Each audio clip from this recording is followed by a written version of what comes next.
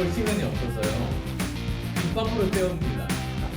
내년에 정말 정권 교체를 완성시킨 정말 저 무리 없이 제대로 분위기가 잠깐만요. 최근 여론조사 결과 좋은데 그 원인 어디로 보십니까?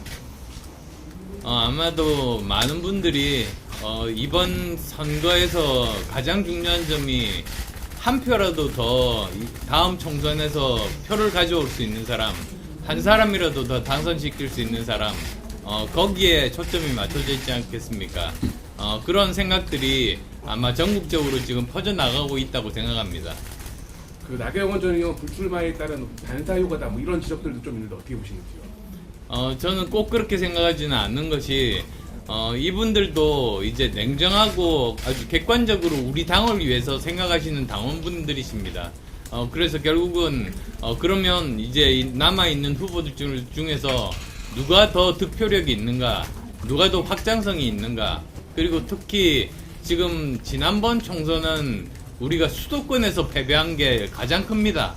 사실 지난번 수도권에서 121석 중에서 17석밖에 못 건져서 115석의 작은 정당으로 쪼그라들었습니다.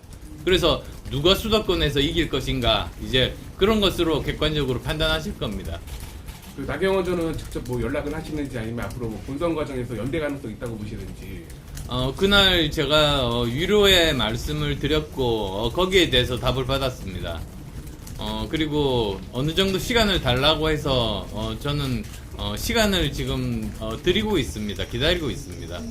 그 홍준표 시장께서 안 의원님과 김기현 의원님이 신경전을 벌이시는 상황을 두고 유치하다 이런 식으로 페이스북에 평가를 하셨는데요. 관련해서 좀 한 말씀.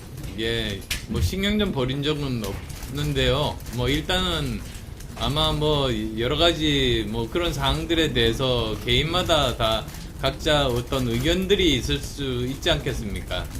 그래서 뭐 그런 모습들 중에서 어떤 부분은 잘못 알려진 부분도 있고 또 어떤 부분은 또 뭐 정확하게 짚은 부분도 있고 하니까요. 참조를 하겠습니다.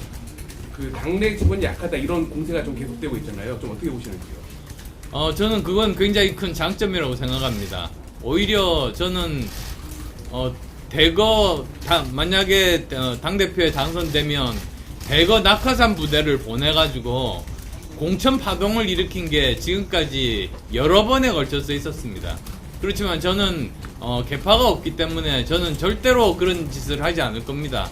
오히려 우리 당은 공천 파동 정당이 아니라 정말 공정한 공천의 대명사, 그리고 실력 공천의 대명사, 이기는 공천의 대명사, 그런 정당으로 만들겠습니다.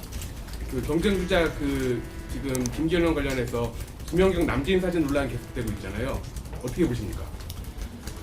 그 부분에 대해서는 뭐 지금도 논란이 있는 걸로 알고 있습니다만 결국은 김기현 대표 본인이 그 문제에 대해서 해명을 하셔야 되는 그런 부분입니다.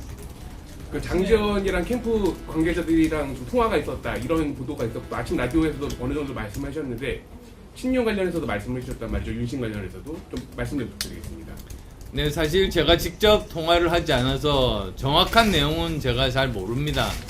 그렇지만 나눈 내용에 대한 대략적인 내용들을 보면 이것이 꼭 대통령의 생각을 반영해서 하는 일은 아니었다. 그런 인상을 받았습니다.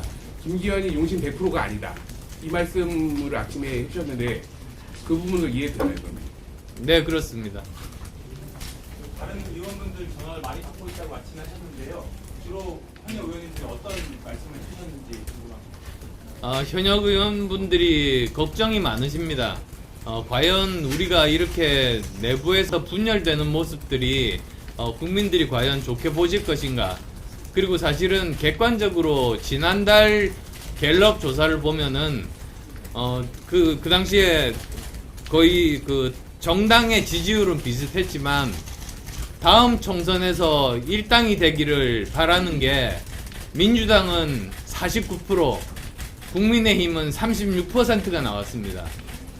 그걸 애써 외면하는 분들도 많습니다. 그렇지만 객관적인 사실입니다. 그러면 우리가 어떻게 하면 오히려 다음 총선 때 국민의힘이 50% 넘는 정당이 되기를 바라는 사람이 그렇게 50% 넘게 만들 수 있을 것인가, 그 전략을 세우는 게 정말로 급한 일이죠. 네. 하나 더 여쭤볼게요. 그 유승민 전 의원 어제 불출마 선언을 하셨는데 그 유승민 전 의원에 대한 기대감이라든지 지지세가 앞으로 본선 과정에서 어떻게 작용할 거라고 보십니까? 저는 사실 처음 그 경선 때부터 말씀드렸습니다.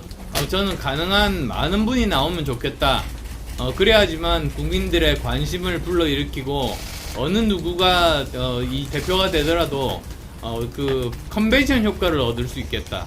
그렇게 되면 그 당의 컨벤션 효과가 그 당의 자산이 되지 않습니까? 그런 점에서 아쉽다는 생각을 합니다. 네, 여기까지 하겠습니다. 네. 예, 고맙습니다.